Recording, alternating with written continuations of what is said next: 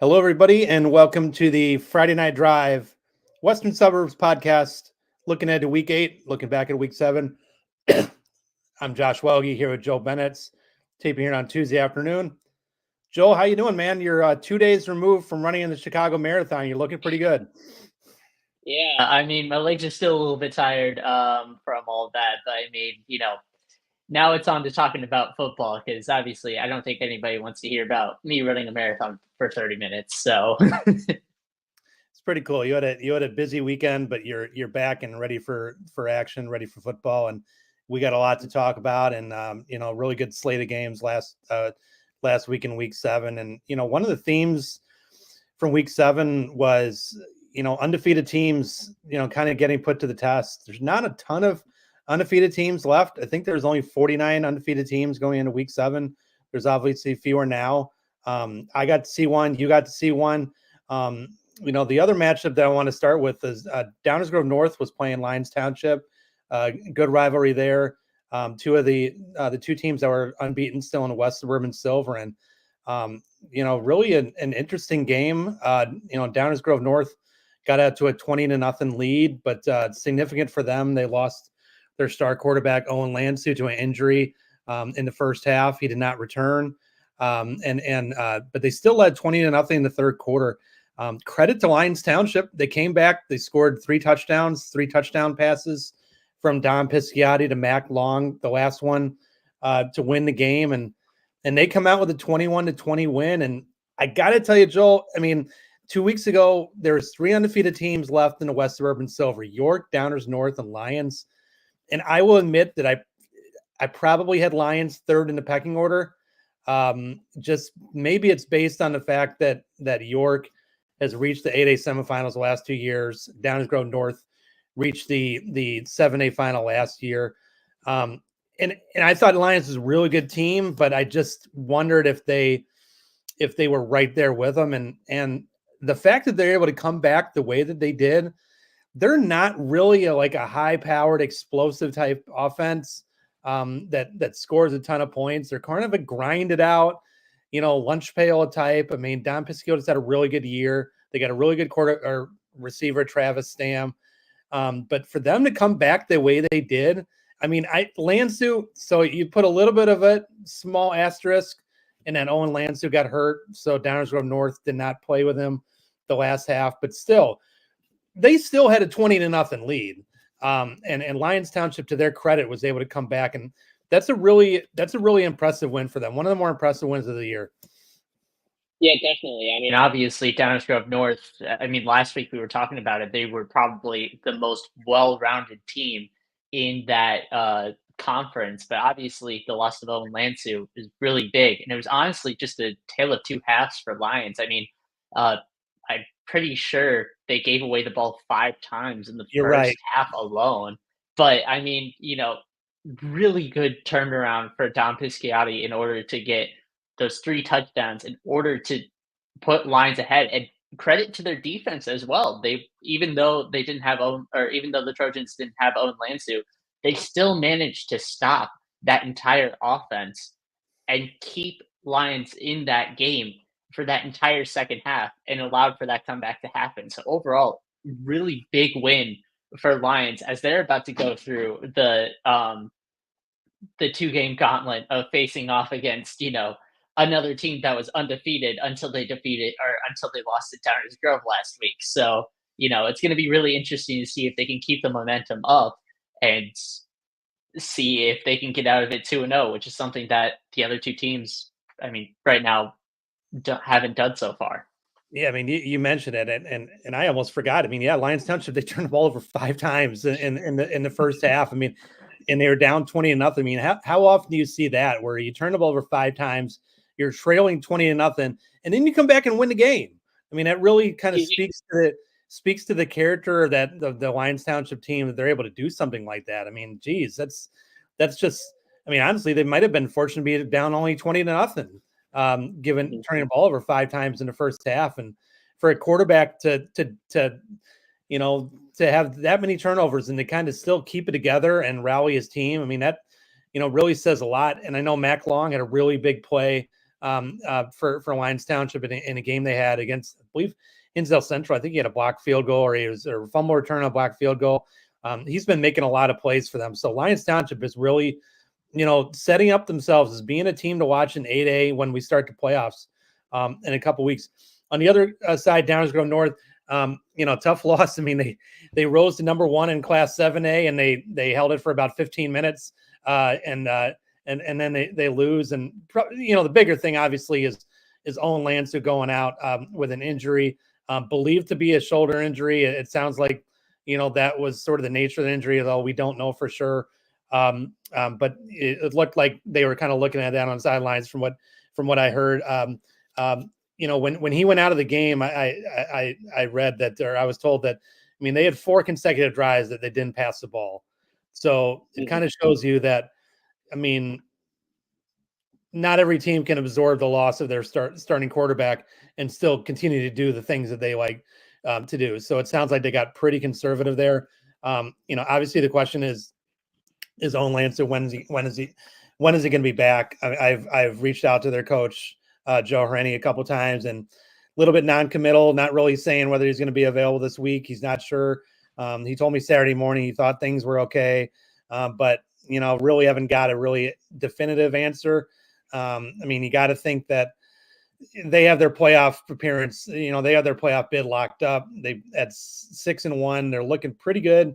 That if they can get one more win, they'll probably get a first round home playoff game. So I wouldn't be surprised if they are very, very careful with Owen Lansu, because number 1, they're going to need him in the playoffs. And number 2, this is a kid that's got a scholarship locked up to Minnesota. You don't mess around with that. So that's going to be something to watch going forward with Downers Grove North.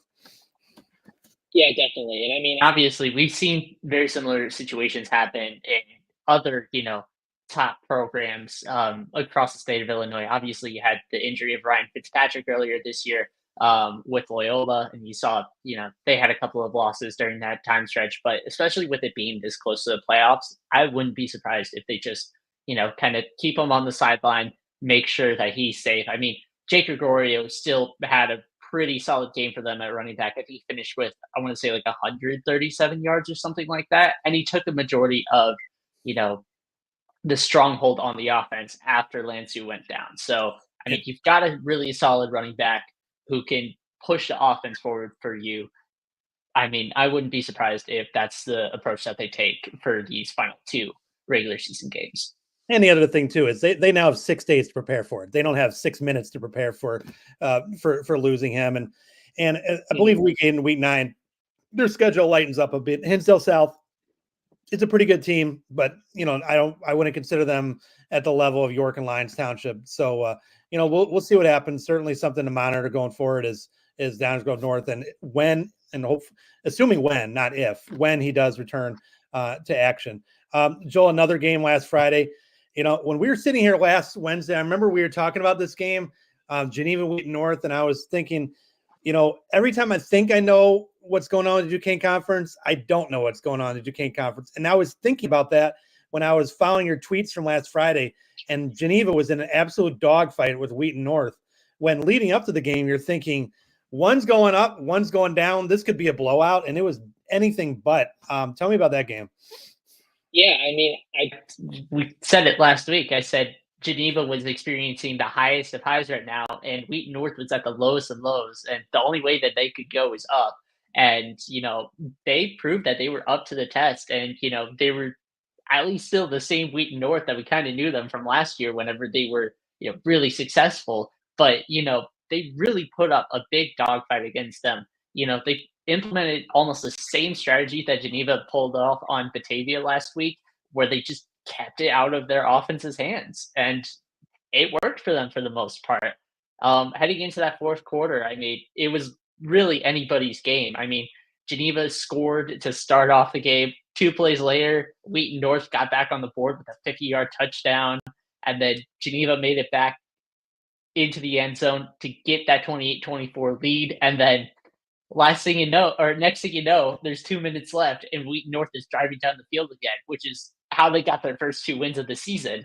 So it was like, what's going to happen? Who knows? And Geneva still managed to pull out the win at the end. had a nice red zone stand thanks to a sack and then a spike and then an incompletion in the end zone on 4th down. And I mean, I think this is the first time in my entire reporting career that I've seen a high school football game finish with less than or finish with the gap of less than 2 touchdowns. So I mean, it was really exciting for me to see in person.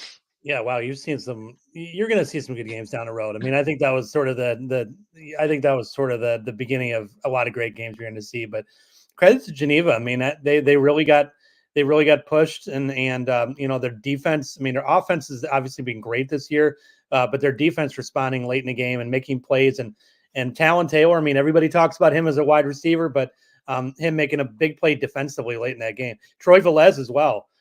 He's another guy that making a play defensively for them. Yeah, and I mean, he also made a play offensively as well. Last year, or in the years prior, he's been kind of a two-way player as a running back and a linebacker. This year, he's mainly been focusing at the linebacker position. He was part of that big sack in the fourth quarter that led to that turnover on downs to end the game. But he also got the touchdown to start off the fourth quarter on a rushing play, a 2-yard rush. He bulldozed he bulldozed the defender in order to get in there. So he proved he could still run the ball. But I mean, it was just overall great showing to show that, Geneva has playmakers on both sides of the ball who can play on both sides of the ball as well, which is something they haven't really done throughout this season. So every week there's a game that I open up a story or I check my Twitter and I look at it and I'm like, that can't really be true, right? I think you know where I'm going with this. There was a game last week, Burlington Central, Prairie Ridge. Burlington Central's had a really good year, and they're really onto something. But and just to kind of introduce people to like the background is Eddie Carifio, our colleague from the Daily Chronicle in DeKalb. He had a game that was at Waubonsee on Friday, and I live like 5 minutes from Waubonsee. So Eddie joined me back in my house, and we were both working. And I open up the story to read the Burlington, and I see the final. I'm like, this cannot be a right score. And it was Burlington Central, beating Prairie Ridge 52-21. One of the stories of the game, if not the story of the game, Jackson Alcorn, 444 yards passing and 6 touchdowns. And his favorite receiver in this game, and this is a name, Rocco Boss. Rocco Boss. How about that? 7 catches, 200 yards, 3 touchdowns. What do you think about the Rockets? All I could say was wow, because I was in a very similar situation as you whenever I was reading this game. Only except instead of having Eddie Carifio, right beside me, being like, "Wait, hold up, what?" I had Matt Rodewald, who was the director, who of course heads the Friday Night Drive podcast on Friday night, but also is the director of communications at Burlington Central. That was just, giving me consistent updates. It's like, hey, look at this score. And I was just, kind of mind blown by it because obviously, Prairie Ridge has been so good in the conference and has been one of the top, teams in that conference. And, Burlington Central's always been about, like middle of the pack, 4 and 5, a team like that.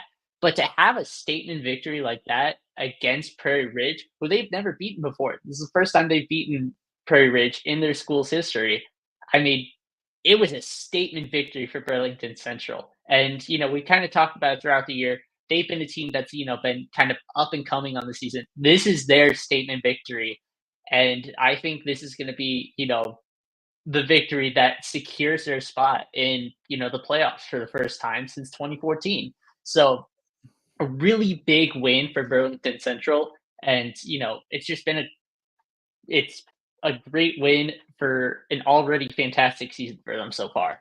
Yeah, after the game, Burlington Central coach Brian Ossie, he called Jackson Alcorn the best quarterback in the state of Illinois that nobody knows about. I think 444 yards and 6 touchdowns against Prairie Ridge. I think people are going to start knowing about Jackson Alcorn. But man, and not only a big win over Prairie Ridge, but a significant win because that's their 5th win, I believe. They're in all likelihood going to be headed to the playoffs for the first time since 2014. And they joined that Fox Valley Conference a few years ago, and they've been very competitive in a very good league. not being one of the bigger schools in that league. But that was a big statement to be able to beat a team like Prairie Ridge. I mean, Prairie Ridge and Cary Grove have been sort of the staples of that league the last several years. And granted, Prairie Ridge was missing some players. I think their quarterback and fullback were among the people that were hurt that did not play on Friday. But still, to put up 52 points, I mean, that you don't want to take anything away from Burlington Central. I mean, they got that win, and they're just going to bank it and move forward. Huge win for that program. Yeah, and I actually have some stats that Matt Rodewald sent to me and the editor at the Northwest Herald, Alex Gantecki, sent some stats for us for the notes. This is their first win on the road against an AP ranked team in their school history, which has been 76 years. It's their first win against Prairie Ridge ever, which means that they have defeated all of the teams in the Fox Valley Conference at least once since they've joined. Prairie Ridge was the only one that they didn't have a win against, and it's their highest single game scoring output since 2017 in week 6 when they defeated Woodstock 55-16. So it's a really big win for them. And, like I said, it's going to be a statement victory, and it's probably going to be one that will carry into the playoffs, assuming that they make it, which is a very high likelihood at this point. Yeah, I think with 5 wins, you're sitting pretty. You're feeling pretty good about themselves. So and I'm sure they're feeling pretty good about themselves after beating the Prairie Ridge the way they did. So hats off to Burlington Central.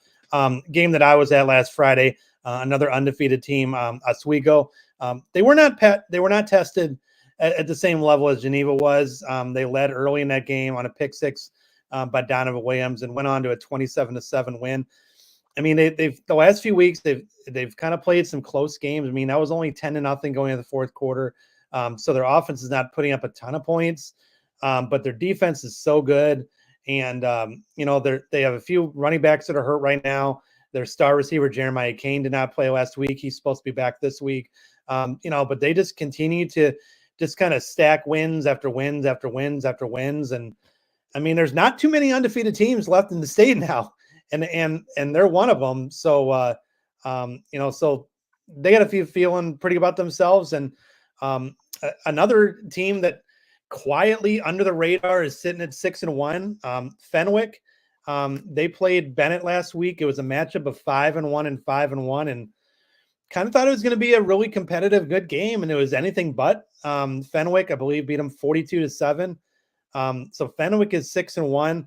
I mean, they got Nate Marshall, who's one of the best players in the state that's going to Auburn, defensive lineman that also plays some offense. Jamin Williams, quarterback, dual threat, really good player.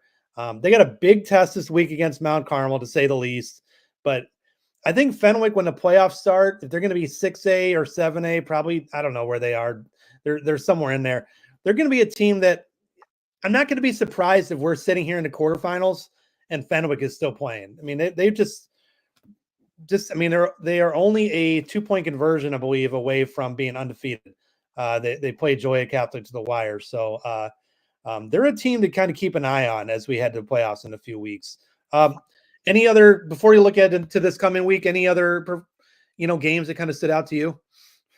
I think you covered a good majority of the ones that, really shined out for us. I think one that we should probably talk about, because I know we obviously talked about, Lions and Downers Grove North, that game to start off the podcast. I think mentioning that York Glenbard West game, I mean, obviously Glenbard West has not really had the best season to this point, but, York pulled off a big victory against them after losing to Downers Grove North last week. It was their first time defeating Glenbard West for those seniors, if I remember correctly. So a good comeback victory, or a good bounce back victory for York heading into this next week of play.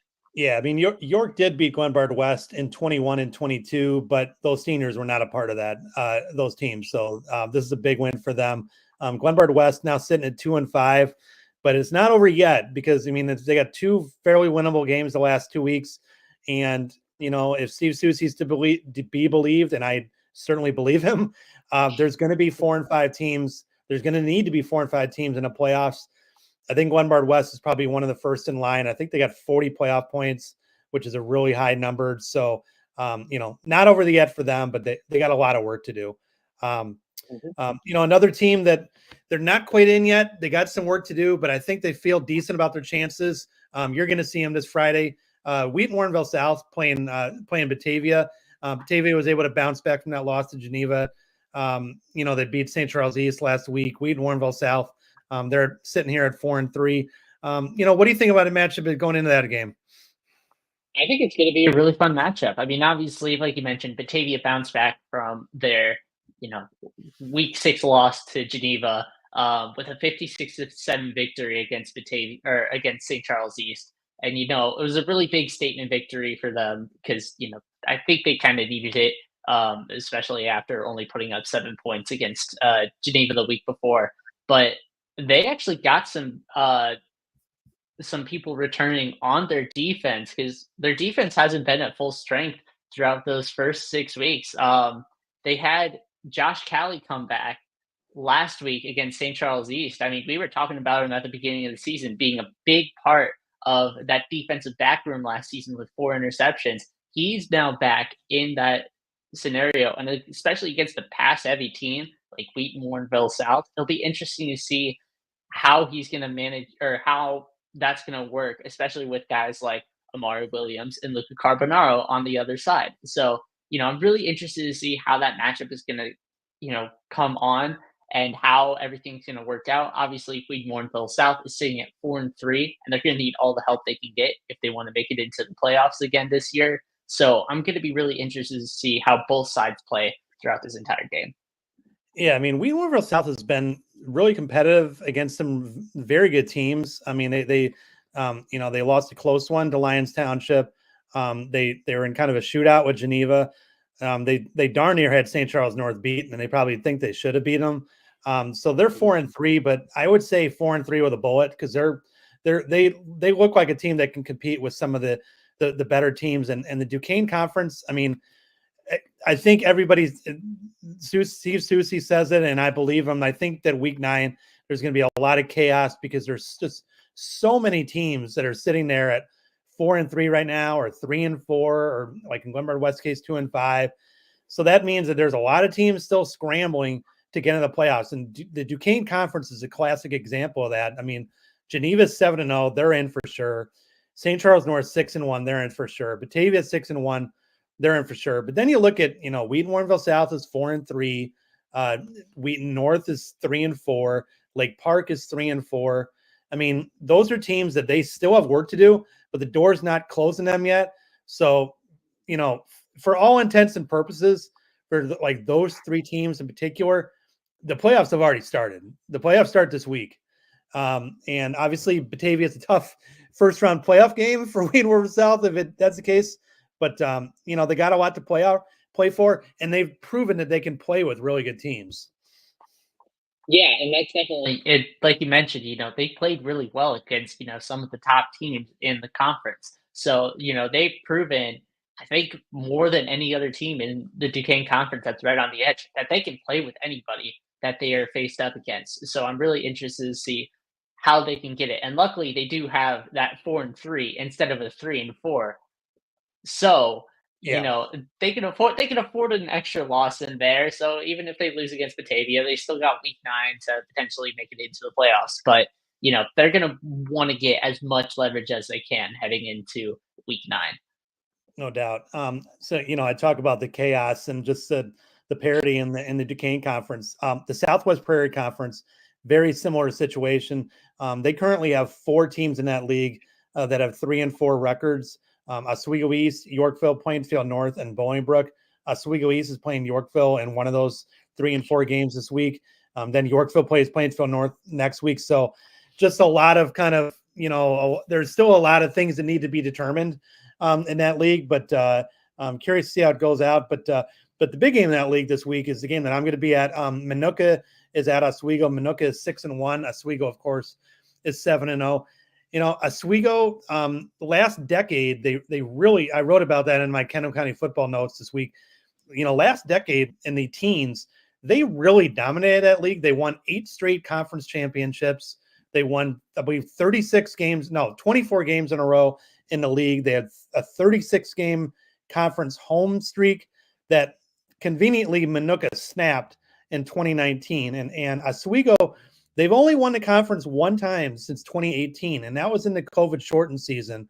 So, I mean, I know Oswego is thinking big. They want to make a playoff run, maybe go undefeated in a regular season, but winning that conference, I think, still means a lot.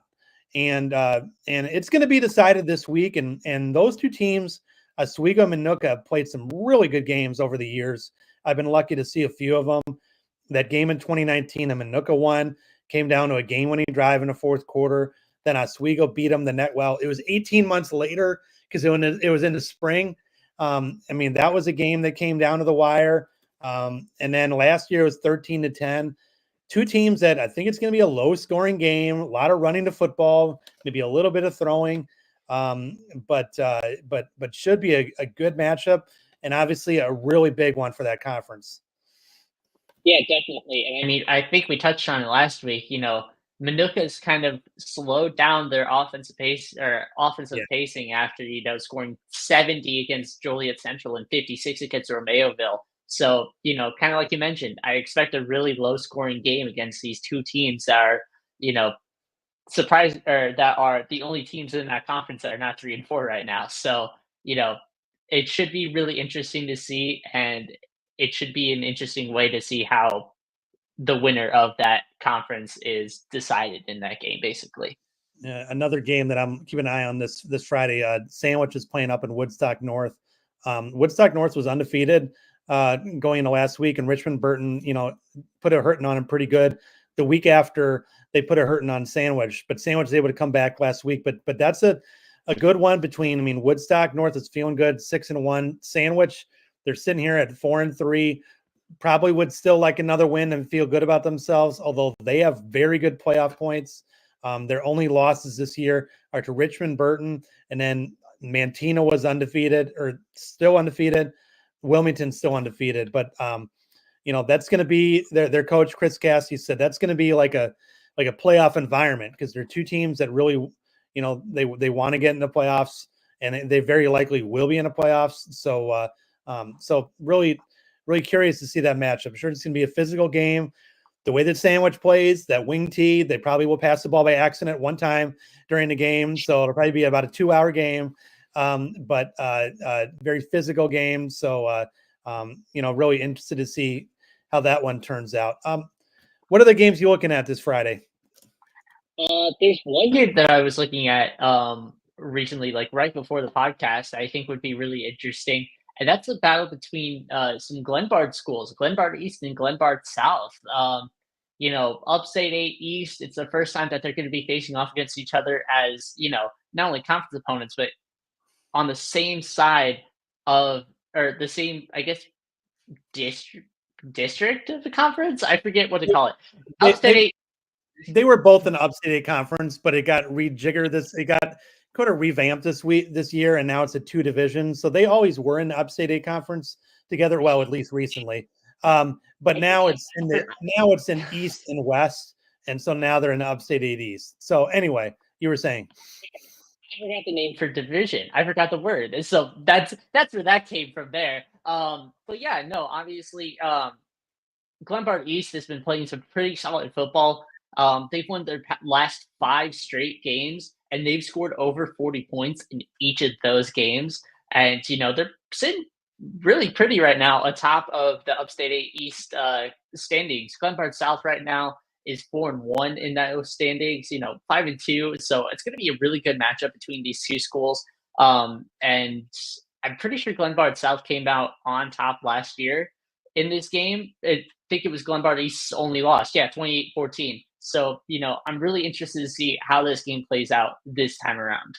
Yeah, no, that's always a good matchup between the district rivals and there's your district. If I'm not mistaken, Glenbard East is headed to the playoffs for the 7th consecutive season, which has never been done before in their program. I think it's 7. They definitely had a very, very, very long playoff dry spell until this recent resurgence. So that's also a game that I'll be monitoring on Friday. So a lot of good stuff this week, a lot of good stuff coming. I'm going to be back here tomorrow with Steve Susie as we look ahead to week 8 around the state. We'll have all of our playoff previews on Thursday for all of our markets. And then Steve Susie and Matt Rodewald will be here on Friday night from 9:30 to 11 for the live stream. Joe will be on the sideline, rested up from his marathon running on Sunday, and I will be at Oswego. So, Joe, anything else before we get out of here? I mean, it's near the final stretch of the season, so I'm really excited to see how some of these teams buck up and see what they do in order to make sure that they can make it into the playoffs this year. So I'm really excited to see what happens this week. Yeah, this is when it gets really fun. When the games, really start to mean something. I would say when it gets to get a little bit colder, but I think it's still going to be in the mid 70s on Friday. So maybe not too cold yet this weekend, but still be a lot of fun. Everybody, thanks a lot for joining us. For Joe Boenitz, this is Josh Welge. You have a great Tuesday afternoon.